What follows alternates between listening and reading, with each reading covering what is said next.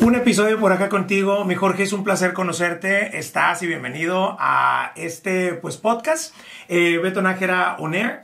Jorge Medina, terapeuta, mexicano, Así joven, guapo, buena Hombre, energía, gracias. exitoso. Así que pues todo eso ojalá lo podamos contagiar igualmente en el episodio que vamos a tener el día de hoy. Muchas gracias, Beto. La verdad es que emocionado de estar contigo, emocionado de compartir un poco. Para mí es esa pasión que tengo por vivir, esa pasión que tengo por descubrirme y esa pasión que tengo por empezar a confrontarme o autocuestionarme todo el tiempo. Y creo que eso es de las cosas más importantes que existen en la vida, en el proceso del discernimiento en el ser humano, ¿no? Claro, Jorge Medina, eres terapeuta y quiero que me platiques un poquito tanto cómo descubres esto y cómo puedes obviamente ser parte de la gente. O sea, porque tú vienes aquí a la ciudad de Houston y vienes a Estados Unidos con frecuencia y creo que la gente ya ahora sí encontró en ti alguna solución. Feliz, mi querido Beto. Mira, te cuento, yo siempre cuento que mi historia empieza a los 13 años. Cuando yo tenía 13 años, tuve la fortuna, o diría en otro podcast, el error de ponerme una borrachera brutal, ¿no? Con Dani Merlo, para Con ser Dani más Merlo, específico. para ser Saludos específico, para el Dani. para mi querido y hermano Dani Merlo. Y bueno, básicamente, ¿cómo es la historia, no? Yo tenía una relación en ese momento, 2 años. Te estoy hablando de hace varios años, en donde la homosexualidad todavía en la Ciudad de México no era tan bien aceptada, tan vista.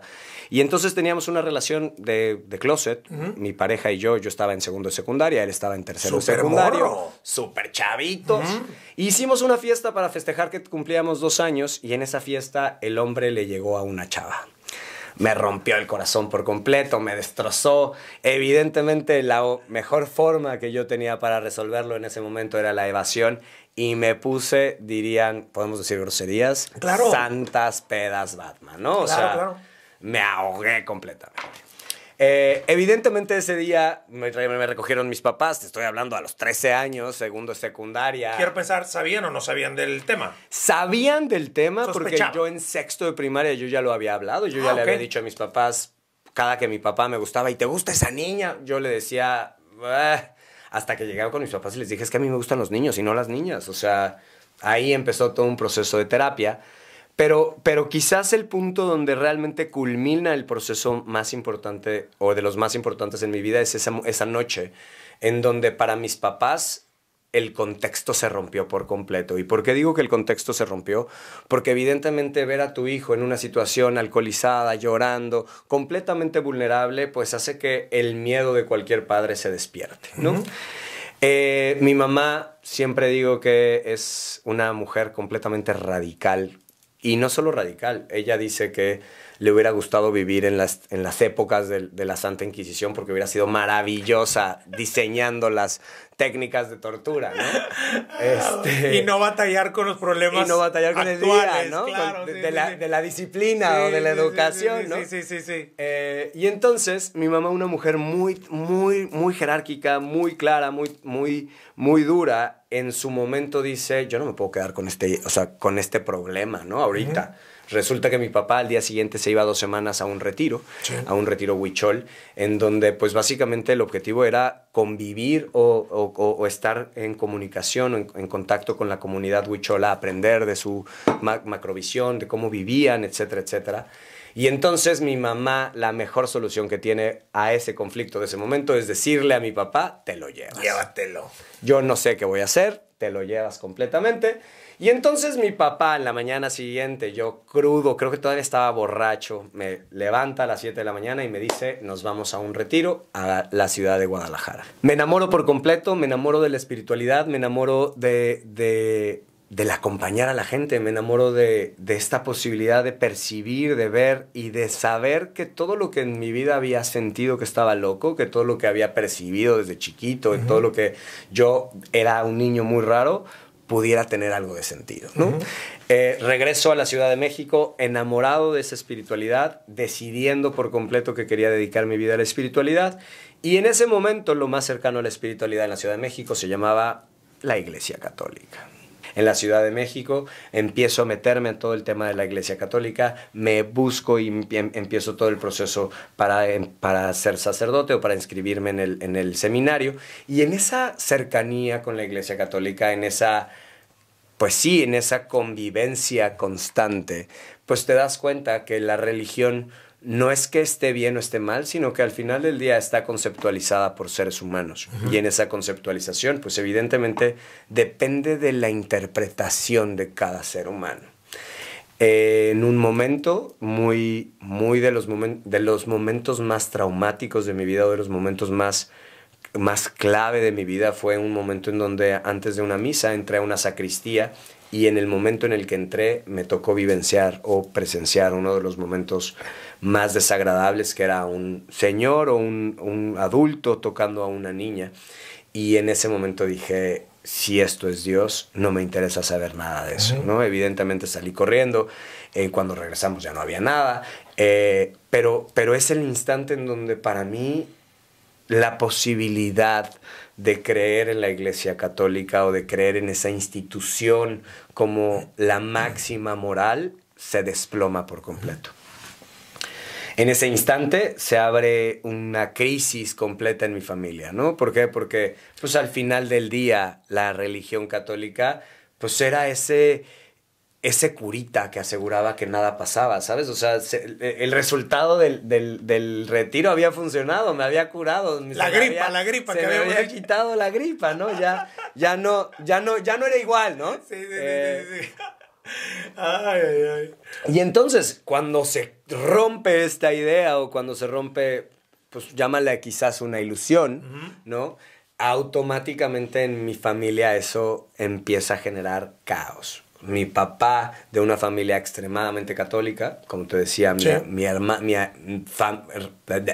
sacerdotes, familiares, sí. sacerdotes que han sido, que son de la familia. Y por el lado de la familia de mi mamá, una familia que viene de un lugar bastante rudo, de una zona de la Ciudad de México, muy conflictiva, de mucho barrio, de mucho conflicto, de mucha garra, de mucha necesidad de fuerza. Una vez le chocó un tráiler y me habla fúrica y le digo, ¿cómo estás? Ya tengo las llaves del trailero. Y le digo, ¿cómo que tienes las llaves del trailero? Sí, me le paré enfrente del tráiler y lo bajé. Páseme al trailero, joven, súbase a su camión. No se baje hasta que no llegue una autoridad y que ponga en orden a mi mamá, por favor. ¿Sabes? Porque mi mamá es súper guerrera, es súper adelantada. Que así creció, o sea, y obviamente... Claro, y es lo que le da las herramientas de vida. Sí. Y ojo, y me las enseña, porque si no, no sería lo que hoy soy. Claro. Entonces, en ese momento empieza la crisis más fuerte en mi adolescencia, que es donde yo considero que viene mi fuerza, donde yo considero que realmente viene este proceso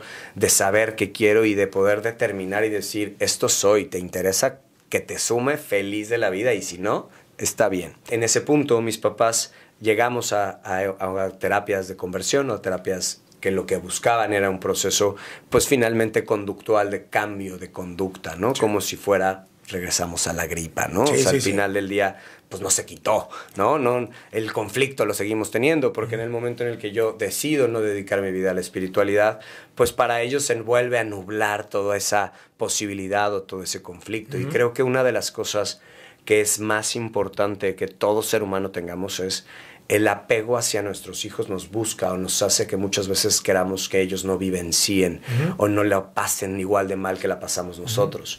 Sin darnos cuenta que al final del día es una elección. Ellos podrían elegir por un lado o por el otro, pero ¿por qué nosotros, como caballos, ponerles hacia solo queremos o hacia donde solo queremos que vayan? O sea, ¿no? Que la normalidad es esto, o sea, que la estandarización de cualquier tipo de conducta no se puede salir de aquí porque si no está mal. Y lo encaminan o canalizan todo, ok, es por este pedo. Porque mi mamá dice o porque mi papá quiere, en lugar de que sea un punto de cuestionamiento, decir qué quiero yo, hacia dónde quiero ir. Porque quizás, a ver, tu hijo no por nada decidió nacer en la familia que decidió nacer, ¿sabes? Es decir, yo como lo veo es, imagínate que hay un salón gigante, ¿no? Como aeropuerto, y entonces están tus pantallitas. Una pantallita es tu mamá y otra pantallita es tu papá, ¿no? Y hay un chorro. Escoge la que quieras. Y abajo dice las condiciones, ¿no? Si bajas aquí vas a tener esto, vas a aprender esto porque es una familia abusiva, es una familia no sé qué, bla, bla, bla, bla. Y entre todas esas posibilidades tú escoges la que a tu alma más le hace sentido para asegurar su aprendizaje. Entonces, ¿quién eres tú para como papá quitarle un aprendizaje a tu hijo? ¿Y a qué voy con esto? Quizás si tú fuiste una persona abusada sexualmente, quizás si tú fuiste una persona violentada sexualmente o violentada físicamente, lo que menos te gustaría es que tus hijos vivenciaran eso mismo. Pero al momento en el que te callas, al momento en el que no les dices, al momento en el que lo mantienes como un secreto, te estás llevando el aprendizaje y la herramienta. Y si ese hijo nació en esa familia porque su alma necesitaba esa herramienta, el hijo, por amor al padre, va a estar dispuesto a volverla a vivenciar para que el padre pueda ver la utilidad de la herramienta en lo que más ama. De ahí entonces, pues evidentemente en este proceso de entendimiento de que saber que mi familia quería lo mejor para mí, llegamos a un proceso de literalmente terapias conductuales eléctricas, terapias que lo que buscaban era un cambio de conducta a partir de movimientos o descargas eléctricas, y no realmente que te pueda decir que eran los toques de la Ciudad de México que te doblan. Claro que no, para nada, ¿sabes? O sea, de Garibaldi que no, todo se conecta. Son microfrecuencias que lo que están buscando es alterar una conducta dentro de ti, ¿ok? Porque en ese momento se creía que la homosexualidad, o se pensaba, como en algunas partes hoy de la sociedad, que era algo conductual 100%, ¿no? Entonces, en ese momento, evidentemente, me las ingenio para salirme o para darle la vuelta a todo eso, y en el momento en el que ocurre, pues para mi familia empieza a conectarse que entonces ya no solo soy homosexual, sino que incluso empiezo a tener conductas de robo de dinero o de o de abuso de confianza, etcétera, etcétera, que para ellos todo eso iba asociado al ser homosexual, ¿no? A ser esa arquetipo de debilidad o a ese arquetipo de la persona a la que bulean todo el tiempo, a la de la que se burlan todo el tiempo, ¿no? Se genera caos. En ese caos, evidentemente, yo decido o pongo límites, y parte de los límites que pongo es pues decidir ir a estudiar la preparatoria, ya no en un seminario, y entonces irme a una escuela de arte, ¿no? Y en esta escuela de arte, durante cuarto de prepa, tengo una de las experiencias más increíbles que tiene que ver con todo este proceso de expresión, con todo este proceso de libertad, con todo este proceso de entendimiento de diferentes clases sociales incluso, ¿sabes?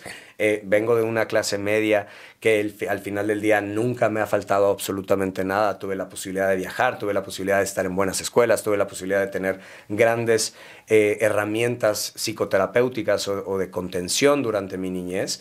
Y al irme a esta escuela de arte completamente pública, completamente en otra realidad, me lleva a una realidad completamente diversa a lo que yo vivía, ¿no?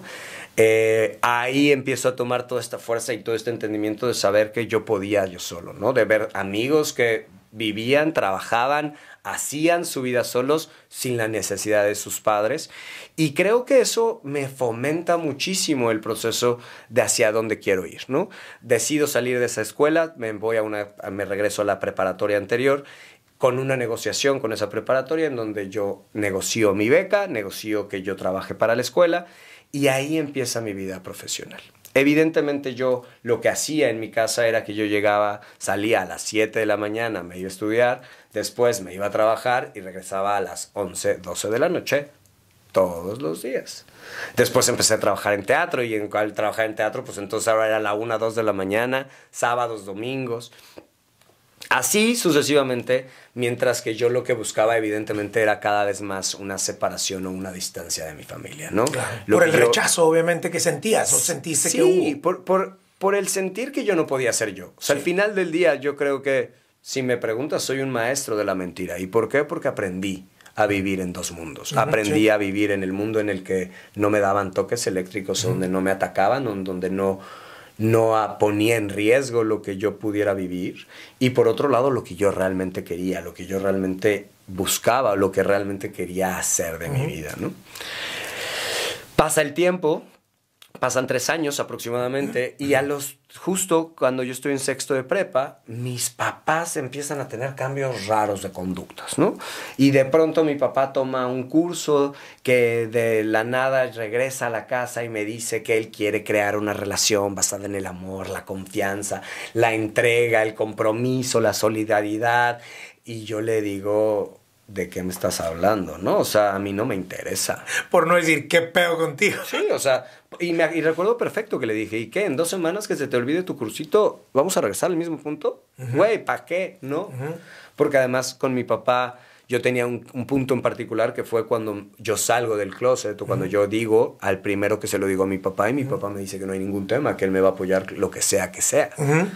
Cuando mi mamá entra en crisis, mi papá, con tal de ver a mi mamá feliz, Happy wife, happy life, dispuesto a lo que sea. Madres, toques, y entonces todo. Transforma por completo y ahí me enojo con él, ¿no? Entonces pierdes la confianza de con él que le habías dicho y que porque te había asegurado. Ya habíamos construido en un viaje de 2 semanas. Me puse contigo pachequísimo. En una realidad alterna, güey. ¿Sabes? Sí, o sea, sí. ahora sí que en una realidad que solo tú y yo sabemos, ¿no? Everything, everywhere, all at once. ¿Sabes? Lo mando directito a la chingada. Sí. Mi papá termina el proceso y empieza a hacer cambios importantes de conducta, empieza a hacer cambios importantes en su comportamiento, hasta que logra convencer a mi mamá a ir al mismo curso. Mi mamá tiene muy claro por qué fue al curso. O sea, mi mamá fue al curso porque una de sus mejores amigas le dijo, ¿te quieres ahorrar 20 años de terapia? Ve al curso. Y mi mamá, si algo es experta, es en buscar los ahorros. O ella lo que busca es esa arbana, es negociante, es esa mujer que va a buscar por su necesidad, por su forma de evolucionar, siempre esas oportunidades para decir, voy, le meto. Sí. No porque quisiera, ¿eh? Sí, o sea, porque le iba a representar un beneficio económico, un beneficio que se iba a ahorrar cosas. Fue estratégico, pero al final era eso. Okay. Entra mi mamá. Y al momento que entra empieza a transformarse cosas, ¿no? Y empieza ella a tener una conversación diferente. Evidentemente yo, desde la soberbia, desde el enojo, desde ese niño herido y sin duda inmaduro, pues la mando por las cubas, por las cocas, N cantidad de veces. No es hasta una vez que estaba en un montaje, en una obra de teatro, estábamos montando, llevamos varios días montando todas las semanas, dormíamos ahí, hasta que de pronto una noche a la 1 de la mañana me marca mi mamá y me dice, necesito hablar contigo. Y yo le dije, pues chido, ¿no? Estoy trabajando. Estoy afuera del teatro. Y le dije, ma, está cerrado el teatro, no hay forma de que te dejen entrar, no hay forma de que me dejen salir. Está cerrado, punto, no hay forma. Y media hora después mi mamá estaba a la mitad del escenario diciéndome, no me voy a ir de aquí hasta que no hablemos. Güey, si le atravesó al camión Imagínate. el carro que no pudiera pasar una pinche puerta. Pero ese fue después, el tráiler fue después, pero imagínate, sí, o sea, pero sí, o sea. Sí, estamos hablando de la misma persona. Es la misma persona. Yo, en el momento que la vi en la mitad del escenario, yo dije, o sea, ¿dónde está el de seguridad? ¿A quién se madreó? Asegúrense que el de seguridad esté bien. ¿Sabes? O sea, porque de verdad mi mamá es... Además... Si la conoces, es chaparrita, delgadita. O sea, son bravas las chaparritas, son bravas, te lo digo por experiencia. Oye, ¿y luego? Y entonces me dice, no me voy a ir de aquí hasta que no hablemos. Y vengo a decirte, a ofrecerte una disculpa, vengo a no sé qué, vengo a decirte que estoy dispuesta a crear una relación basada en el amor, en la confianza, en la entrega. Y yo, enfrente de todos, le dije, pues a mí no me interesa, ¿no? Evidentemente, hoy a la distancia puedo ver la soberbia, puedo ver pues ese adolescente queriendo buscar atención y queriendo decir, yo no lo voy a hacer igual a ti. ¿Estabas en qué edad más o menos? ¿19, 20, 21? Estábamos hablando, no, ya estaba en sexto de prepa, saliendo de sexto de prepa. 18, 19. Yo salí del 17 de la prepa, punto que rumbo a los 18. Güey, o sea que estabas súper autosuficiente en ese momento con la confianza de tus amigos, el trabajo, la escuela y el mundo que te abrió un poquito las puertas a decir, güey, aquí no hay pedo. Para ese entonces yo ya en la escuela, yo ya organizaba las giras, había una compañía de teatro muy importante en esa zona de la escuela. Y entonces nos llevábamos de gira a la compañía a Guadalajara, a Querétaro, a Orizaba, a Oaxaca. Y digo autosuficiente porque vivías todavía con tus jefes. Claro, dormía ahí. Listo, sí. Sí, dormías ahí. Exacto, sí. Te sigo. Sí, o sea, claro. Pues básicamente me iba muy temprano y regresaba muy noche. Sí, seguía estando ahí, sí, claro. Pero es el momento en donde realmente pongo esa distancia o esa barrera, ¿no? Sí. Después de esa noche con mi mamá, realmente empecé a ver que algo cambiaba. Realmente empecé a ver que ella estaba dispuesta a preguntar quién era yo, a conocer ese otro lado de la moneda. No la mentira, no lo que ella quería ver, sino lo que yo realmente era.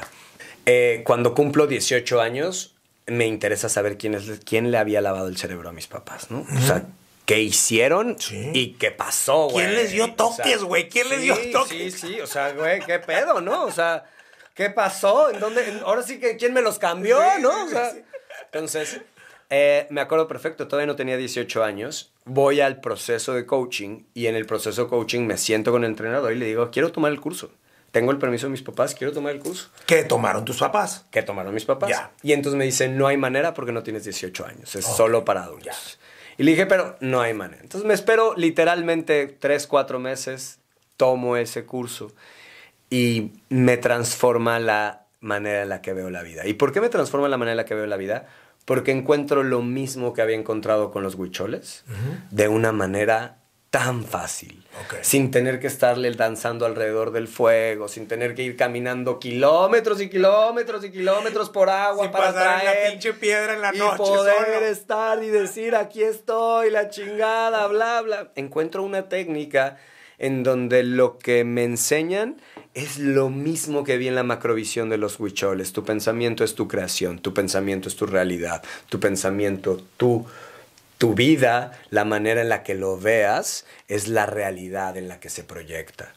Y entiendo entonces que existe un pensamiento consciente, un pensamiento inconsciente y que eso te da resultados y que esos resultados, pues hay dos opciones.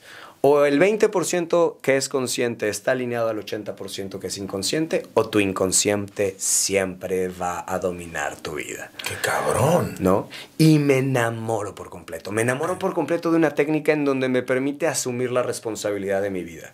Entender que no es un Dios, no son mis papás, no son mis hermanos, no es la circunstancia, no es México en donde vivo, sino es lo que yo haya elegido crear en esas circunstancias. Me enamoro por completo de la técnica, acabo todos los procesos, me empiezo a enrolar en todos los procesos para ser entrenador de la técnica de coaching. Y en ese proceso de entrenamiento me cuentan de una técnica de sanación basada en el poder de la intención. Y yo dije, si ya en ese momento ya trabajaba para Televisa, yo había declarado ciertos objetivos, yo había declarado ciertas metas, todas esas metas ya se estaban cumpliendo, todas estaban cumplidas. Ya trabajaba para ese entonces para Pedro Torres, que era un gran productor en México. Y entonces dije, si esto es real, ¿no? Si es tangible, si mi realidad es cierta, porque la estoy viviendo de acuerdo a lo que planeé o de acuerdo a lo que he construido, ¿cómo por qué no podría cambiar mi cuerpo? Y entonces empiezo a buscar por todos lados de esta técnica basada en el poder de la intención y me enamoro por completo de esta técnica. Y me enamoro por completo de esta técnica porque ya no solo era, por un lado, eres tú el creador de todo, sino por otro lado, sí había un proceso que podía ser menos doloroso para el cambio del inconsciente. Cuando tú te confrontas en cualquier proceso de sanación, en cualquier proceso de terapia, en cualquier proceso de amistad, el proceso de conciencia implica en la diferencia de ideas, en el que tú difieres de lo que yo piense. Y eso es la conciencia. ¿Por qué? Porque lo que tú piensas más lo que yo pienso hace un espacio más grande de lo que pensamos. ¿Sí? Sin que lo que tú esté bien, sin que lo que yo esté bien, sino justo ¿qué? Construyendo ese punto de vista. Sí. Entonces, lo que ocurre en ese proceso de conciencia o en este proceso de crecimiento de conciencia, empieza a generar toda esta interacción con la realidad. Este proceso de decir quién soy, para qué soy, de qué me sirve, para qué lo voy a usar, qué voy a obtener de todo esto. Y de ahí entonces empezar a construir realmente esa realidad que quieres. ¿Por qué? Porque cuando estás en este coaching o cuando estás en esta confrontación, tu cerebro cree que se va a morir. Tu cerebro cree que si le tienes miedo a la muerte, si te meto en una caja y te dejo ahí 15 minutos, tu cerebro está sintiendo que está muriéndose. Y eso es muy doloroso. Transformar el inconsciente desde una confrontación sin tener herramientas que permitan la reprogramación es muy confrontante y te lleva a procesos tan dolorosos como poder sentir que te estás muriendo, porque para tu cerebro eso es sobrevivencia. ¿Sí? Yo siempre explico, imagínate que antes de estás en una roca y te avientan una cuerda y te dicen, esta es tu cuerda de vida, no te sueltes nunca de ella. Ya sea el abuso, la violencia, lo que sea. Con esa sobreviviste y ahí vas escalando. Y a la mitad de la montaña te avientan otra y te dice, cámbiate de cuerda. No te vas a cambiar. Porque esta ya te dio resultado, porque esta te da fuerza. Hasta que no sientes la otra, no vas a poder empezar a jugar. Y eso es lo que encuentro en esta técnica de sanación, en esta técnica que te permite la reprogramación en Theta Healing, te permite la reprogramación, te permite el reentendimiento de tu inconsciente, sin pelearte con él, entendiendo que tu realidad es solo el reflejo de ese pensamiento inconsciente y que lo que hay que hacer o que se necesita hacer es reprogramar ese inconsciente. Me enamoro por completo de este catalizador, empiezo a entrenarme para enseñar esta herramienta y cuando empiezo en este proceso, cuando termino Theta Healing, me doy cuenta pues, que no solo eres tu pensamiento, que hay pensamientos que provienen de un tema sistémico, de familias. Y entonces empiezo a estudiar constelaciones familiares, en donde lo que más me importaba era el entendimiento de por qué naces en el sistema que naces, por qué vives en la realidad que vives, por qué tienes o por qué repites los patrones que repites de mamá, de papá, de los abuelos, bisabuelos, tatarabuelos, y para qué. Me doy cuenta que no solo eres tú y tu sistema, sino que viene cosas de mucho más profundo, que hay información en tu inconsciente que ni siquiera viene de lo que vivieron tus ancestros, sino que viene de incluso vidas, encarnaciones, si es que crees en ello, mucho antes, o incluso el poder entender qué pasó en el vientre, mamá, o qué pasó en procesos que para ti no eran tan conscientes, pero que tu inconsciente lo tiene completamente grabado. Entonces, ¿cómo a partir de esa interpretación o de ese juego de realidad puedes empezar a generar procesos de transformación o de sanación? Y de ahí estudio un diplomado de medicina ancestral que para mí justo era ese cerrar con lo que había iniciado, ¿no? Era entender ya mucho más científicamente hablando, mucho más metódicamente hablando, cómo se bajaba esa información que yo había vivenciado durante esas 2 semanas y entender cuáles eran las metodologías o los procesos tangibles ya estudiados de la chamanería. Sí, sí. En ese mismo proceso me enamoro evidentemente, o me enamoro más de la chamanería y decido estudiar psicotrópicos, plantas sagradas, porque en su momento era algo de lo que yo estaba completamente en contra o completamente... ¿Por la experiencia de morro? No por la experiencia, sino porque yo creía que podías llegar a los mismos estados sin la necesidad de esas sustancias. ¿Qué fue lo que pasó cuando te convertiste en este tema de que fuiste a lo que tu mamá vio estratégicamente más económico y no tener lo que... Ya. ¿Sí? Entonces, para mí ese punto es justo ese conflicto de decir, ahí es en donde nos estamos peleando. Ya. ¿Sí? Lo viste más sofisticado, o sea, lo viste de alguna manera menos rudimentario como para... Sí, mucho menos agresivo, sí.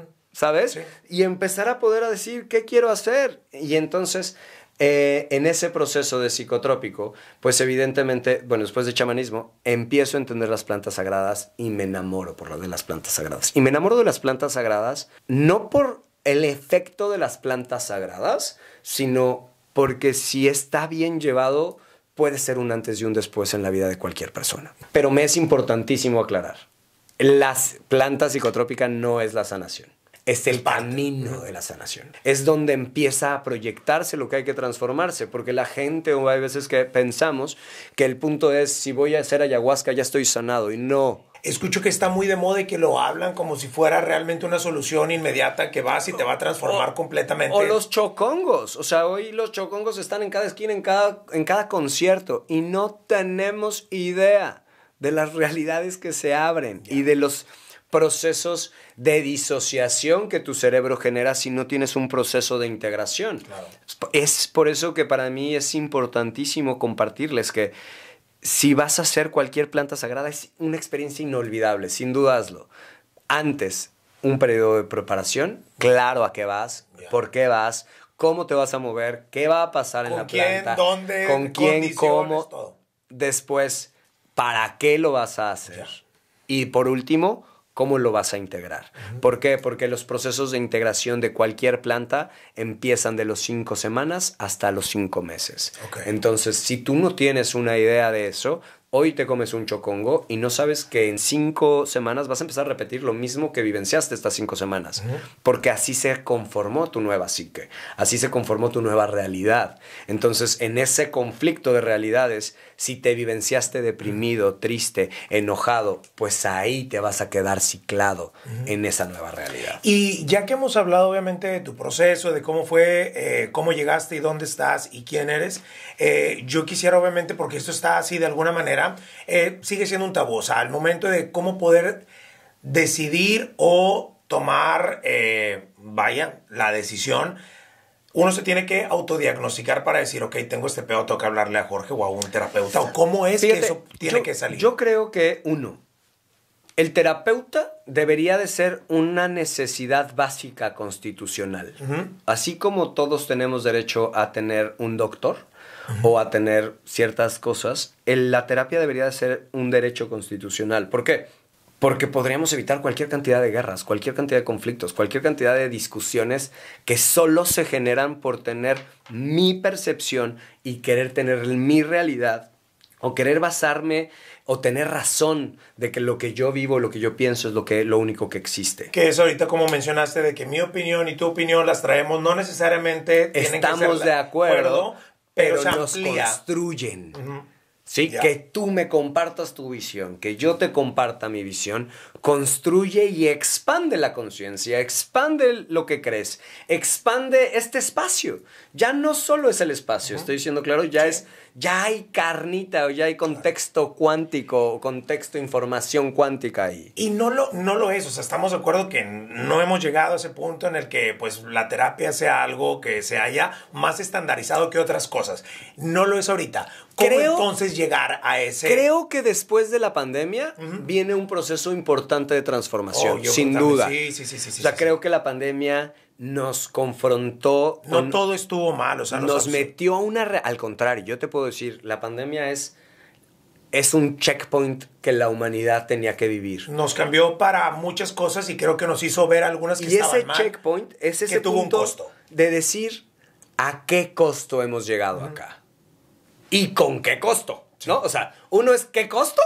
¿Y a qué costo? O sea, ¿qué he pagado por vivir aquí? ¿Fue el camino empedrado la pandemia? ¿De alguna manera? Pues más bien fue el poderte detener en el camino empedrado para poder ver las ampollas que tenemos en los pies y poder decidir, ¿te sigues yendo por el empedrado o te vas por otro lado? ¿Sí? O sea, tomas conciencia de la realidad en la que vives, en donde entiendes que no eres un individuo, sino es una sociedad, es un mundo, es un planeta, somos un ecosistema, somos un ser vivo como planeta, no es el ser humano. ¿Cómo saber si necesito terapia o no? Creo que el punto es todos deberíamos de necesitar un espacio para pensar, un espacio para introspectar, un espacio real para poder mirarnos, para poder dedicarnos tiempo a nosotros. Si eso le llamas terapia, con una persona, increíble. Si eso le llamas ir a hacer deporte, increíble. Si eso le llamas, pero hazlo real. Es decir, es ese proceso de confrontación contigo, de poder mirarte con tus resultados, de poder mirar y decir, ¿estoy haciendo equipo en el deporte que estoy haciendo equipo en mi familia como lo estoy haciendo? Y hacerlo con alguien que te permita espejearte es mucho más fácil, es mucho más sencillo. Claro. Yo siempre les digo a mis pacientes, una de las cosas que a mí más me interesa es no generar codependencia. ¿Qué quiere decir esto? Quiere decir, me encanta, tengo pacientes muy longevos de más de 10, 12 años conmigo, pero no hay una necesidad de tomar terapia. ¿Qué era lo que te iba a decir? Es una elección de tomar terapia. ¿Cuál es la diferencia? Una cosa es, necesito que me acompañes a resolver un conflicto. Y me gustaría que me acompañaras a resolver un conflicto. No lo necesito, lo puedo hacer solo. Okay. ¿Sí? Lo necesito es porque no las tengo las herramientas. ¿Sí? Sí. Entonces, creo que el verdadero proceso de un terapeuta es acompañar. No es ser necesitado. Mi chamba como terapeuta no es resolverte los conflictos, es darte herramientas para que puedas vivenciarte en la vida que quieres. Si el día de mañana quieres venir conmigo a una sesión porque hay un tema que lo tienes atorado, feliz te acompaño. ¿sabes? Pero las herramientas ya las tienes tú. Soy un terapeuta que busca dejar muchas tareas, que busca dejar muchos procesos en donde entendamos que la verdadera proceso de sanación no se hace en 4 paredes, sino se hace al cruzar la puerta, se hace al salir a la realidad, al salir a tu vida real y empezar a poner en acción esa congruencia que dices que encontramos en terapia, ¿sabes? Claro, que era lo que te iba a comentar. O sea, por ejemplo, iba a hacer un comparativo precisamente de eso y sabías perfectamente lo que era. La situación de la dependencia de una situación en la cual pues se supondría que si deja de existir porque hay cambios económicos, hay cambios geográficos, que no sea como el chapstick. Exacto. Que yo, o sea, si no lo tengo en la madre, güey. Exacto. No, y no solo eso, yo siempre se los digo a mis pacientes. Si tú eres alcohólico y estás pretendiendo cambiar el alcoholismo por Jorge Medina o por terapia, estás igual de enfermo. Ok. Punto. Sí. Es la misma adicción, es la misma evasión. Una vez llega conmigo a terapia, en un curso, un paciente que hoy además quiero mucho, ¿no? Y llega y me dice, es que tuve la meditación de ayer, tuve la revelación de mi vida. Ah, sí, cuéntame. Voy a dejar mi negocio y me voy a ir a India. Ah, sí. Sí, ya me vi, voy a estar en un ashram y voy a dedicar mi vida a la espiritualidad. Y me vuelto y le digo, qué chingón. ¿Y tus hijos? Tienen 5 y 7. ¿Qué? No, es que esa es mi misión. No me vengas con pendejadas, güey. Eso se llama evasión. Eso se llama querer hacerte pendejo y no asumir tu responsabilidad. Claro. Basado en una espiritualidad porque mi alma encontró la iluminación. Sí. Primero hazte cargo. Primero hazte responsable. Primero asume las consecuencias de las cosas que hiciste o que creaste. Y de ahí, ya después de eso, lo que quieras. ¿Estoy siendo claro? Claro, la ética tuya no puede decirse, oye, güey, le estoy diciendo a un vato que está bien aplaudirle para dejar irresponsablemente a su familia. Pero más allá de eso, si él decide dejarlo irresponsablemente, está bien. Pero no me vengas con la mamada de que es por espiritualidad, güey. Ya. No me vengas que es porque eres iluminado. No me vengas con que porque ya no. Sí estoy siendo claro. Es exactamente lo mismo. Es este punto de decir, como terapeuta, yo lo que te tengo que brindar son las herramientas para que tú puedas construir la realidad que quieres. No que te vengas a evadir conmigo, o que no que te vengas a olvidar conmigo, o que creas que yo voy a resolver tu vida. Porque el día de mañana, cuando tengas el conflicto, yo no voy a estar susurrándote, diciéndote qué hacer o qué no hacer. Mi chamba es darte esas herramientas que te impulsen a tener ese punto. Que el día de mañana puedas resolverlo sin mí. Que si necesitas un punto de vista para observarlo diferente, feliz, pero que no sea una necesidad, sino sea una elección. Y bueno, vámonos con también ese tema que tengo algo aquí escrito. Los traumas de infancia, porque evidentemente tú tomaste una decisión, tú viviste de una manera con tus papás y tuviste situaciones de a muy corta edad que te hicieron lo que eres. Yo siempre he dicho que nosotros somos un reflejo de nuestros padres, de lo que nos dieron o no nos dieron. ¿De qué manera esos traumas de infancia? Porque todos los tenemos. Tú tuviste el tuyo, yo tuve el mío. Y además creo, Beto, que tenemos que tener claro una cosa. Sí. La chamba como papás es generar traumas. Sorry, esa es. Si mis papás no hubieran generado los traumas que soy, no sería el terapeuta que soy, no sería el empresario que soy. Por eso digo. No sería lo que soy. Lo que te dieron, lo que te quitaron, lo que no te dieron. Su chamba fue darme las herramientas necesarias. Quizás la forma en la que lo eligieron fue a través de los hoyos y los baches. Pero eran las herramientas que tenía. El contexto que vivieron ellos era eran las herramientas que tenía. Sí, claro. Estoy siendo claro. Sí, pero entonces ese punto de decir, ¿cómo me dejo de pelear con eso? Para mí, creo que lo más importante que tenemos que tener claro es, como seres humanos, venimos a vivenciarnos en un espacio de separación. ¿Por qué? Porque tienes un cuerpo físico diferente al mío. Punto. Por lo tanto, lo que venimos realmente a aprender es ese proceso de unificación o ese proceso de volver a regresar o a entender que somos la misma cosa, que somos una sola cosa, que solo me estoy vivenciando o me estás reflejando aquello de mi realidad que todavía no puedo mirar dentro de mí. Entonces, cuando nosotros comprendemos que esos traumas realmente lo que generan son procesos de cuestionamiento, son procesos de elección, entonces podemos realmente entender que esos traumas lo que construyeron fue nuestra personalidad. Ahora, evidentemente como papás lo que buscas es dejarles el camino lo más limpio posible.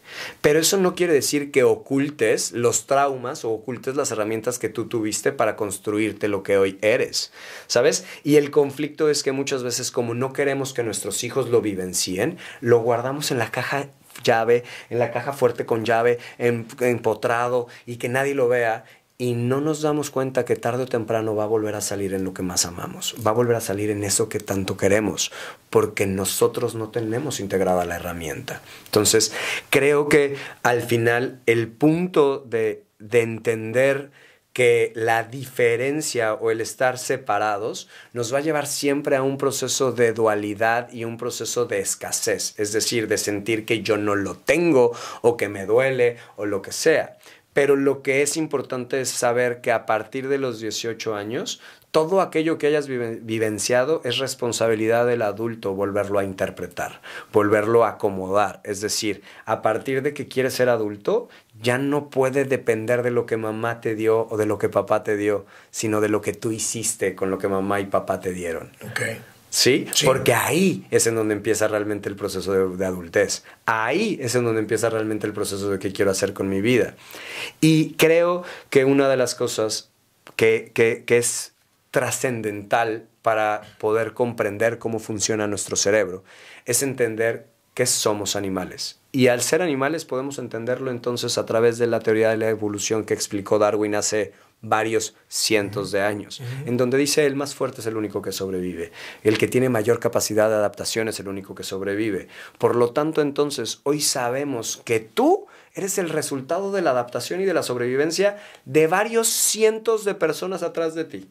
Sí, ayer platicando con Pedro Ferriz de Con, que estuve en una sesión, me decía, es que es impactante cómo en 20 generaciones tenemos más de 2 millones de ancestros atrás de nosotros, ¿sabes? Y eres el resultado de ese proceso de evolución, es el resultado de las decisiones que tomaron esas personas hacia atrás. Entonces, sin duda, como dices, tus padres te regalan lo bueno y lo malo, y no solo tus padres. Está comprobado que 7 generaciones hacia arriba se están manifestando y proyectando los traumas, las vivencias. Genéticamente se van desarrollando, se van traspasando esos mismos conflictos. ¿Qué quiere decir esto?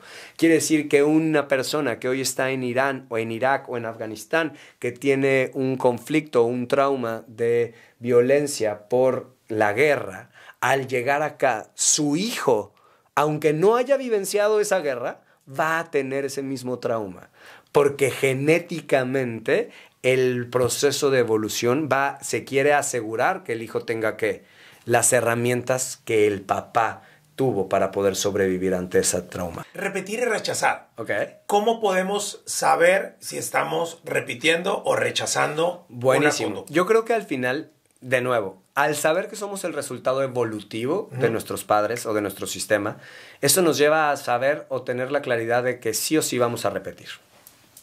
Llámale, está bien o está mal, ¿no? Okay. ¿Vas a poder repetir o lo que tendría que funcionar es que repitas lo que te funciona, no lo que no te funciona? ¿Estoy siendo claro? Es decir, si a ti te funciona, no sé, vivir en una casa bonita, porque viviste con tu familia en una casa bonita, pues vas a seguir buscando ¿qué? Repetir, tener esa casa bonita. No está mal ese proceso de repetir. ¿Por qué? Porque de nuevo hablamos de años, siglos y siglos y siglos de evolución del ser humano para poder tener el proceso de pensamiento y de conciencia que tenemos hoy. El conflicto está en que hoy no nos enseñan a discernir lo que quiero repetir de lo que quiero reparar. Nos enseñan a rechazar. Y no nos damos cuenta que al rechazar vamos a seguir repitiendo, porque no quiero eso que se vivenció. Y al buscar o pensar que no quiero eso, le estoy poniendo el foco o estoy centrando toda mi atención en ese conflicto, lo cual me va a hacer generar o buscar evidencia alrededor de él todo el tiempo. ¿Estoy siendo claro? Entonces, realmente la única forma que tenemos o podemos elegir dejar de ser animales y ser seres conscientes o ser seres pensantes es al momento en el que podamos discernir y separar y poder empezar a decir qué quiero repetir y qué quiero reparar. ¿Qué es reparar? Reparar no es no quiero ser o no quiero hacer lo que él o ella o mi mamá o mi papá hizo, sino es ¿Qué voy a hacer con lo que mi mamá y mi papá hizo? ¿Para qué me va a servir? ¿De qué lo voy a usar? Y creo que la mejor forma, Beto, de compartirte el tema de repetir y reparar es todos los padres que no quieren ser como su mamá y como su papá van a terminar siendo como su mamá y su papá. Porque tu energía y tu foco está tan centrada en que no quieres que sea un vaso de cristal, que lo único que vas a ver es el vaso de cristal y vas a empezar a observar todo ese vaso y todo lo que alrededor de ese vaso se empieza a traer. Ya no solo es el vaso, sino ahora es la taza de cristal. ¿Y por qué no tengo esa? ¿Y por qué yo no tenía un termo? Qué feo que Beto no me haya pensado en un termo. Y entonces ya me perdí porque el vaso. Pongámosle específicamente, en lugar de llamarle vaso de cristal, termo, pongámosle título. Venga. Alcoholismo, por ejemplo. Alcoholismo. Buenísimo. Ok. Entonces, creo que una de las cosas más importantes que tenemos que hablar de cualquier enfermedad, llámale adicción, llámale cuerpo físico, ¿ok? Es entender que es solo el reflejo de algo que se está buscando compensar. Es decir, el alcoholismo lo único que está buscando hacer el ser humano es compensar algo que no está obteniendo o que no está seguro de hacerlo. En este caso podríamos llamarle evasión, ¿no? Okay. O exclusión, llamémosle así como por el aire. ¿Okay? Entonces, este ser humano, al vivirse en esta necesidad de excluirse o de evadirse, va a buscar un síntoma y este síntoma se llama el alcoholismo. Cuando el alcoholismo te funciona para sobrevivir, es decir, cuando el ser humano, el inconsciente entiende y dice, esto me funciona, de aquí soy, entonces automáticamente ese inconsciente lo va a guardar y lo va a empezar a automatizar. ¿Okay? Es decir, para poder sentirte bien, para poder sentirte relajado, para poder sentirte lo que sea, socializar, vas a necesitar el alcoholismo o el alcohol. Y así sucesivamente hasta llevarlo al tema de la enfermedad. ¿Okay? Una vez que se hizo y se integró, entonces a tus hijos esa herramienta se las vas a pasar. Sí o sí. Oye, me encantaría que no, porque nunca me vieron alcohólico, nunca me vieron borracho, nunca... Sí, está bien, pero en tu inconsciente sí está. En tus células sí está. Tu hígado sí movió esa cantidad de energía para resolver la cirrosis o para resolver lo que sea que estás vivenciando o lo que sea que hay. Entonces, tu hijo va a tener esas herramientas, ¿ok? Este hijo va a tener dos posibilidades, o repetir o reparar. ¿Qué significa eso? Significa que este hijo va a poder repetir o volverse al igual que su padre alcohólico, ¿ok? O puede reparar. ¿Qué sería ser reparar? ¿Qué sería reparar? Reparar sería, pues obviamente romper el patrón, ¿no? O sea, reparar sería que no se repitiera el problema, el cual pudo haber traído ¿Qué sería traumas. ¿Ser abstemio? Bueno. Es que es fuerte porque es que no, yo podría pensar en, simple y sencillamente, lo digo por experiencia personal, evitar que se repita el patrón. Estoy de acuerdo, pero estamos hablando, dirías tú, regresando puntualmente al alcoholismo. Sí. El alcoholismo sería, entonces, repetir que tu hijo sea alcohólico, o reparar sería ¿qué? ¿Que sea abstemio? ¿Que lo controlara? Ok. Entonces, el ser abstemio sigue siendo igual de repetir. Ok. ¿Por qué? Porque el ser abstemio sigue el alcohol dominando la decisión entre tomo o no tomo. Sigue siendo el alcohol la forma en la que me evado. Ahora no el alcohol, pero al final del día me sigo evadiendo en el alcohol. Digo, pero sería muy difícil borrarlo, ¿no? El punto sería encontrar un punto medio. Okay. Que ese hijo pudiera, ¿qué? Saber que tiene un padre alcohólico, saber que tiene propensión al alcoholismo, saber que le va a gustar el alcohol, que es algo que va a correr en sus venas, y que sepa cuándo decir, hasta aquí. Yeah. Porque eso es conocerse. Okay. Porque eso es estar en tu centro. Yeah. ¿Sí? Si te vas al alcoholismo estás repitiendo, si te vas al abstemio estás repitiendo. Es decir, aquella persona que porque mi papá era un alcohólico y entonces yo no puedo con el alcohol y el alcohol está prohibido en mi casa y en mi casa nadie toma, ni mi marido, ni mis hijos, ni nadie, te aseguro, te lo firmo, que sus hijos van a ser alcohólicos. Ya te entendí. O sea, el hecho, o sea, porque te iba apenas a decir, pues sí, pero prefiero a alguien abstemio que no trae el problema a la casa. Pero ya te entendí. El problema es de que ese patrón hizo nada más una pausa, pero se va a repetir en alguien más. Porque se está repitiendo, porque quien está decidiendo cómo se debe de vivir la realidad sigue siendo el alcohol. Como el que sigue teniendo la fuerza de elección o de no elección, de evasión o de no evasión, sigue siendo el alcohol, no la persona. Y te lo estaba retando un poco, porque como te darás cuenta, escuché el capítulo de Dani. Lo sé. Y de esa manera, cómo se manejaba, yo dije, güey, tengo que hablar con él. ¿Cómo es de que se está repitiendo si de alguna manera se está eligiendo lo contrario? Exactamente. Pero es como exactamente lo mismo. Tengo varios hijos que son adoptados y entonces pareciera que cuando los hijos no saben, ¿no?, que son adoptados, pues creemos que les estamos haciendo un favor, ¿ok? Sin darnos cuenta que al momento de hacer eso les estamos quitando toda su identidad. Porque esos hijos saben inconscientemente que no nacieron de esos padres. Y entonces lo que van a hacer toda su vida es ¿qué? Buscar a esos padres. Versus si lo reparas y le dices, sí, te abandonaron. Es real. Está bien. Gracias a que tus padres tuvieron el acto de abandono más grande para tu vida que para ti es un acto de amor. ¿Cómo un acto de amor? Porque si no, yo no podría amarte. Entonces, que ellos te hubieran abandonado es un acto para poder decir que alguien más pueda amarte. O sea, ahí definitivamente, o sea, es claro que se tiene que ser más transparente, pero el hecho de los problemas que existan se tienen que trabajar transparentemente. Ocultarlos tarde que temprano se va a repetir. Es taparles la herramienta que les puedes ofrecer para obviamente que no se repita. Y volvemos al punto, es entender que por algo tus hijos escogieron ser tus hijos. Es decir, o sea, si mi mamá es una mujer controladora, castrante, hierática, dura, y mi papá es un hombre que por búsqueda del amor ha estado dispuesto a lo que sea, ¿ok? Sé que esas herramientas están en mi vida. Sé que yo, con tal de que alguien esté bien, puedo permitir muchos abusos. Y no tengo ningún inconveniente porque sé que los estoy permitiendo. Los elijo. ¿Estoy siendo claro? Esa es la diferencia entre el no saberlo y sí saberlo, entre el elegirlo y no elegirlo, entre que sea de una forma consciente o una forma inconsciente.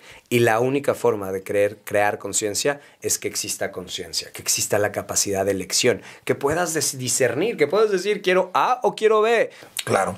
Fíjate que ya con para empezar a encontrar el cierre de este episodio que ha sido genial, Jorge, que vamos ahorita a platicar de dónde te pueden encontrar y todo eso. Yo estoy con un tema muy, muy interesante que es un poquito el de crisis de vida. Ok. Asking for a friend. El amigo de un amigo. Ajá. Exacto. Estoy en una etapa en la cual hubo un cambio que sacudió un poco mi vida profesional. Yo me encontraba en más de 20 años en los medios y de pronto yo ya estaba pensando en verme durante unos meses, un par de años, un año adelante, en haciendo esto. Se me adelanta un poco y me sacudieron cabrón.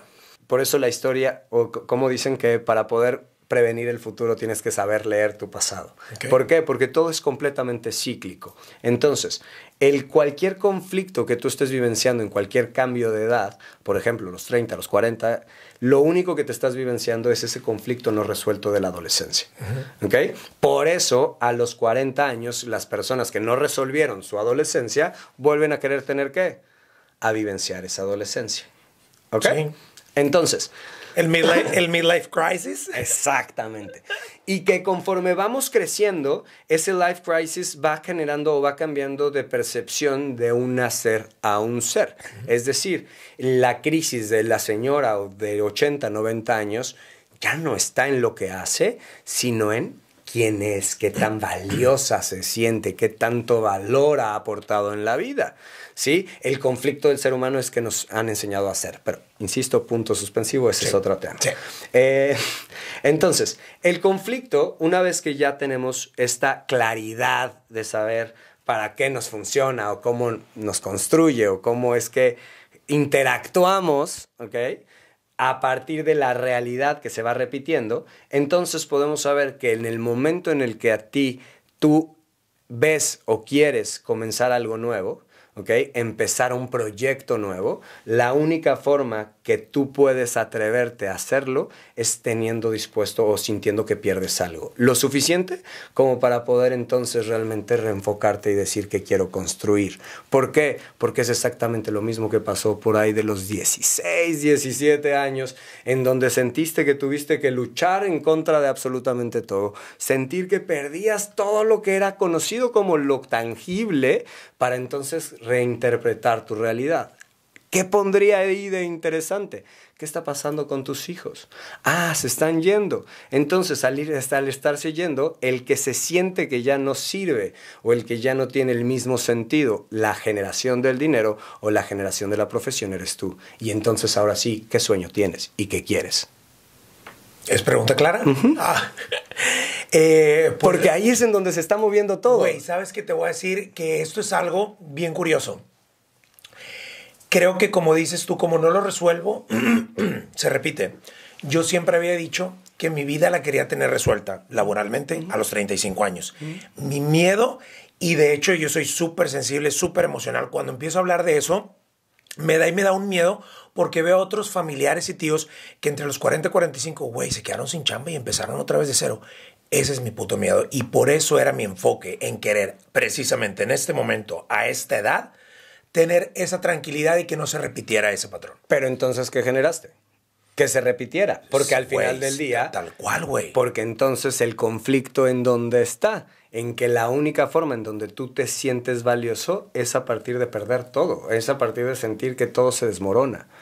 ¿Sí? Ahí es en donde tú tomas una fuerza para poder decir, esta es mi determinación. Entonces, mi querido Beto, la pregunta sería, ¿qué pasó a tus 16, 17 años en donde la interpretación era que tenías que sacrificar todo para poder construir tus sueños? No lo recuerdo precisamente. Siento yo que esa edad estaba como que queriendo definir. Siempre supe que era lo que quería hacer, pero como que de qué manera hacerlo. O sea... ¿qué tenías definido? Al menos mi carrera, que quería estar dentro de los medios. Sabía... ¿Por qué? Porque me encantaba poder como disfrutar mi trabajo sin la necesidad de trabajar. Y yo sentía que había encontrado en dónde era, que era en los medios de comunicación. ¿Por qué en los medios? Porque me encantaba el deporte. Okay. Me encantaba el deporte. ¿Y qué buscabas hacer ahí? Buscaba yo como eso, comunicarlo. Compartirte. ¿Perdón? Compartirte. Sí, tal cual. ¿Estamos de acuerdo? Tal cual, tal cual, ya, tal cual. Te compartiste. Y eso generó abundancia. Bastante. ¿Sí? ¿En ese momento te refieres o ahorita? Sí, no, o sea, en ese momento a hoy, digamos de... Ah, claro, sí, por supuesto. Sí, sí, sí. Perfecto. Sí. Te dio el sustento de crecer a tus hijos. ¿Estamos de acuerdo? Sí, totalmente. Y entonces, cuando tus hijos salen o empiezan a salir del nido, o empiezan a salir de tu casa, entonces sientes o eso que compartías se colapsa. ¿Ok? Y entonces tienes que abrir una nueva posibilidad, que es tuya. Sí. Que no depende de absolutamente nadie. Porque dijiste que no ibas a depender de nadie cuando tuvieras 35 para que a los 35 no te movieran el piso. Pero entonces... ¿Estoy siendo claro? Sí. Entonces, lo que aquí es importante de nuevo es, ¿qué es eso que crees o sientes que no se ha compartido de ti porque no te lo ha permitido los medios, la sociedad, el deber ser? Que entonces hoy sí tienes un espacio donde lo puedes hacer. ¿Sí? Sí. ¿Cuál va a ser la diferencia? ¿Qué tanto disciplina le pones acá como si estuvieras criando a tus hijos? Yeah. Porque eso es lo que estás compensando. ¿Sí? Sí. O sea, por eso es cuando se van tus hijos, entonces empieza un nuevo proyecto como si fuera tu proyecto. Como si fuera ahora sí una energía para ti. Ya. Yeah. Ya no solo desde el proveedor de la casa, sino ahora sí desde cuál es tu sueño, qué quieres compartir. Pues al final del día esto era lo que quería. Sentí yo que simplemente no fue bajo mis condiciones y ese pedo es el único que dije, ay, güey. O sea, no fue bajo mis términos. Yo lo quería tal cual, pero con mis términos. Y eso es lo que me movió. La que seguramente lo hubieras tenido si te hubieras atrevido a acomodarte y a alinearlo claro para poder tener un timetable y un punto de poderlo hacer. El conflicto es que, ¿qué? Si no lo haces a través de una determinación así de fuerte, seguiríamos sin tener este espacio en donde yo te hubiera podido conocer. Estoy de acuerdo contigo. Sí, me acuerdo sí, una vez tenía yo, ¿qué te digo? Como 10 años y estaba un amigo de mi hermano y llega y me dice, estaba mentando madres porque le acababan de robar su coche. Okay. Y entonces yo me volteo y le digo, pero güey, dijiste hace una semana, 2 semanas que querías cambiarlo. Pues sí, pero no así. Y me volteé y le dije, pero bueno, si no, quizás nunca lo hubieras cambiado. Es ese mismo punto, ¿sabes? O sea, ok, ¿qué tanto es mi necesidad de conflictuarme, de orillarme a vivir al límite para entonces hacerlo? Porque ¿desde hace cuánto traías el proyecto? ¿Desde hace cuánto querías empezarlo? ¿Desde hace cuánto...? Güey, ¿sabes que estoy bien en contra de cuando la gente me dice, y me ha costado trabajo? Porque me dice mi morra, güey, tú lo provocaste. Tú tenías casi un año diciendo que te tenían hasta la madre, que tú querías comenzarlo esto, que estabas harto, jalaba mucho, sí, me encanta el jale que yo hacía, pero me dice, creo que... O sea, es un reflejo de lo que tú mismo estuviste, pues, verbalizando. Yo creo que la responsabilidad, que es diferente de la culpa. Tú no eres culpable de que te hayan corrido, pero sí eres responsable de que te hayan corrido. Okay. Es decir, la responsabilidad es saber que cualquier acto, circunstancia o vivencia que yo tenga responde a mi pensamiento. Esto solo puede existir porque yo lo pensé. Si no, no existiría, no lo podría haber. Claro. ¿Estoy siendo claro? Sí. Lo cual no quiere decir que yo sea culpable de lo que estoy viviendo. Ejemplo muy tangible. ¿Okay? Cuando yo tenía 12 años, fui abusado sexualmente por mi primo. ¿Okay? Yo soy responsable de ese abuso sexual. ¿Y qué quiero decir con eso? Mi alma estaba buscando algo en esa experiencia, en donde esa experiencia me llevó a ser el terapeuta que soy hoy. Si no hubiera sido por esa experiencia, yo no hubiera tenido acompañamiento acompañamiento terapéutico sexualmente hablando y que me diera un entendimiento de lo que yo estaba viviendo. ¿Sí? Entonces, más no soy culpable de lo que me hizo. Por supuesto. ¿Sí? Sí. Y eso implica que si hay consecuencias, se tienen que cumplir. Y eso implica que si hay circunstancias legales, se tienen que cumplir. Pero también el que se cumplan no me quita la responsabilidad de saber que mi alma eligió esa experiencia. Entonces, entiendo la disociación o el conflicto que puede hacer cómo una persona puede creer o buscar ser secuestrada o buscar tener cáncer o buscar ser... Digo, de hecho es fuerte y te pueden decir, güey, o sea... Lo que sea. Sí. Y el punto es que malentendemos la culpa con la responsabilidad. ¿Sí? La culpa es la circunstancia física de acuerdo a la sociedad, de acuerdo a las reglas y normas que nosotros hemos establecido. ¿Estoy siendo claro? Eso, si eres culpable. No lo determino yo, lo determina un juez incluso. Siempre pongo un ejemplo, mi querido Beto. Si yo te presto mi camioneta y mi camioneta vale... no sé, $100,000, $150,000. Es una super camioneta. Anda zapata, güey, anda zapata. Yo te la presto. Sí. ¿Ok? Y te la presto es porque creo que tú puedes ser responsable por ella. Okay. ¿Y qué significa que seas responsable por ella? Pues es que obviamente vas a tratarla como si fuera tuya y que no vas a ponerla en riesgo. Que vas a tener con qué responder. Ok. Si algo le pasa. Ah, ok. También. Que sí vas a tener con qué responder si atropellas a alguien. Okay. Si vas a tener que responder si chocas. Que tienes con qué responder, tanto física, emocional, económica, legalmente, que eres un ser responsable. ¿Sí? Pero si yo esa misma camioneta se la presto o se la doy a mi chofer a manejar, que gana $1,000, $2,000 al mes, por decir una cosa, ¿el chofer puede ser responsable de esa camioneta? Con su conducta posiblemente, pero no económicamente a lo mejor. Entonces, para poder cubrirte. No puede responder por ella. Ya. No puede ser responsable. Ya. ¿Sí? Yo voy a contratar a alguien que cuando yo lo evalúe, voy a buscar que sea alguien que sea no sé qué, que no sé cuál, para que pueda responder yo por él. Okay. Pero al final del día, la responsabilidad de la camioneta es mía. O sea, ¿es un error confiar en donde estás y con quién estás también de alguna manera? No, siempre y cuando tengas claro que eres responsable de saber con quién estás. Es decir, si mi chofer llega y atropella a 7 personas, ¿okay? ¿Qué crees? Eso es mío, porque yo le di la camioneta, yo le di la herramienta, porque yo no supe leer quién era él, porque yo no supe saber con quién estaba, porque yo no supe, porque esa es la realidad que creé en mi vida o en mi contexto. ¿Estoy siendo claro? No soy culpable de que él haya matado a 7 personas o que haya atropellado a 7 personas, pero sí soy responsable, porque quien le dio la herramienta fui yo. Okay. ¿Estoy siendo claro? Okay. ¿Sí? Es importante esa diferencia. Para mí la responsabilidad es la capacidad de respuesta que tenemos ante las cosas. Yo no puedo ser responsable de algo que no puedo o no tengo con qué responder. Por tanto, cuando yo les pido a mis pacientes o a las personas que acompaño, hazte responsable de lo que vives, es entender que esto que vives es en respuesta a un pensamiento consciente o inconsciente. ¿Okay? Si es consciente y es lo que quieres vivir, check, estamos alineados, estás bien centradito, sabes hacia dónde quieres ir y qué quieres crear. Pero si no, entonces si no se aparece a tu pensamiento consciente, entonces es resultado de tu pensamiento inconsciente y entonces también está bien. Ejemplo, tú conscientemente decías, ya va a ser el momento perfecto para empezar el podcast. Ya casi, ahora sí, este próximo mes ya casi. ¿Ok? Ese era tu pensamiento consciente. Ajá. Pero tu pensamiento inconsciente sabía que mientras no perdieras tu empleo, no perdieras lo seguro, no ibas a empezar con este proyecto porque era muy cómodo.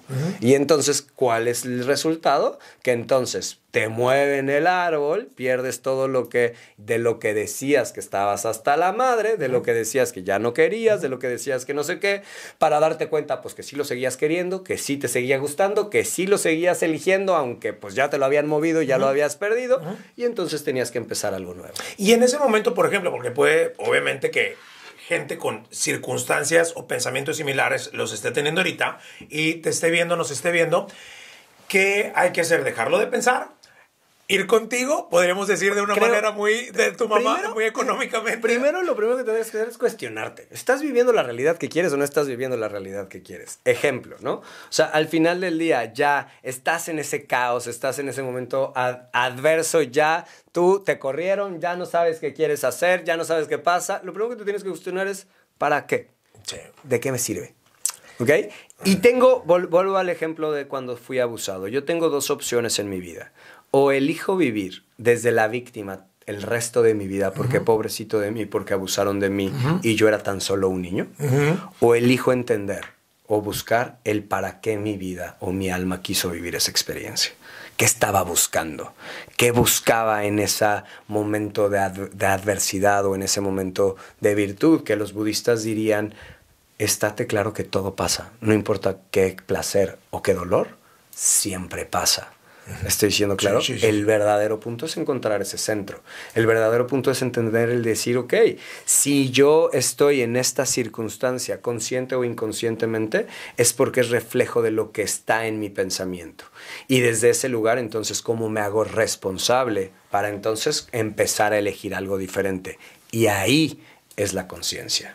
Ahí, Beto, para mí es ese momento en donde realmente estamos siendo seres conscientes y pensantes, en donde ya no reaccionamos al sistema, en donde ya no reaccionamos a la programación automática de tu familia y realmente comienzas a preguntarte, ¿tú qué quieres? ¿Tú cómo lo quieres vivir? ¿Tú quieres ser un papá presente o un papá ausente? ¿Quieres ser un papá sobreprotector o un papá libre? Oye, es que conmigo fueron súper sobreprotectores, entonces voy a ser súper libre. Beto, estás repitiendo otra vez. Estás en el mismo lugar porque lo estás haciendo desde lo que tú vivenciaste, no desde lo que tu hijo necesita. No estás reparando, estás repitiendo. Y ahí es entonces donde viene todo este proceso de entendimiento para saber para qué te sirve. Yo creo que el punto en terapia es poder acompañar o poder escuchar la misma historia, la misma versión, las mismas circunstancias, solo interpretando los eventos de manera diferente.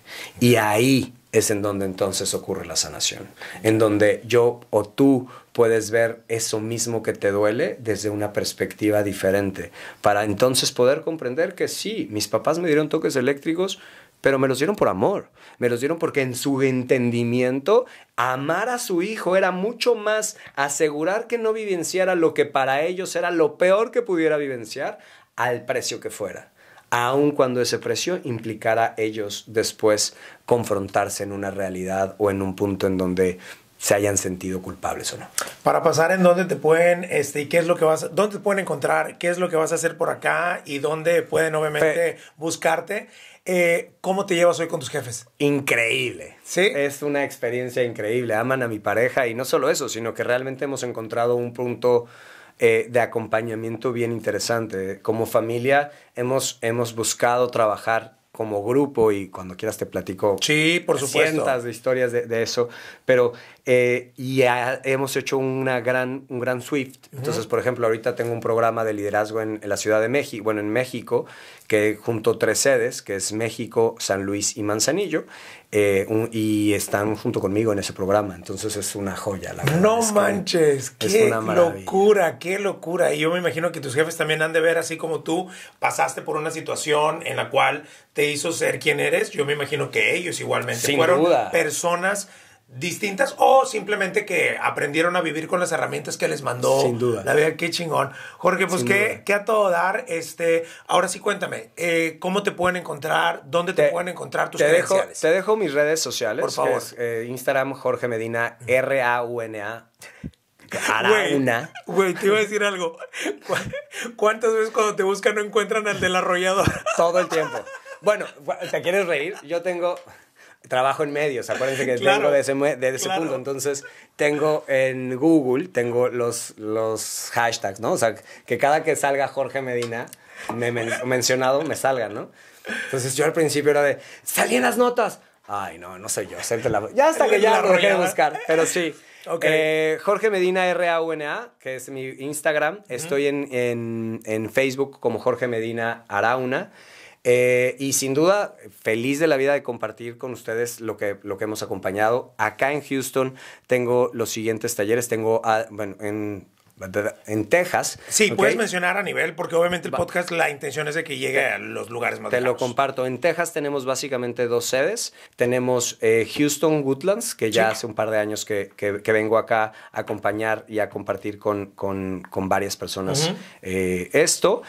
Abrimos Dallas el año pasado y estamos por abrir El Paso. En las 3 sedes tenemos programas de iniciación o programas básicamente de entendimiento de tu pensamiento, cómo funciona tu pensamiento, que entiendas cómo funciona tu realidad, cómo funcionan las enfermedades, etcétera. Sin importar tus broncas, o sea, obviamente esto es algo... Tiene que ver mucho más con un programa de autoconocimiento, un programa de autorreflexión, un programa de saber quién eres, para que a partir de ahí entonces puedas tener claridad hacia dónde quieres ir.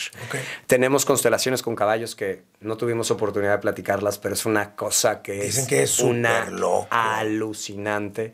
El tema de los caballos es algo divino. Sí.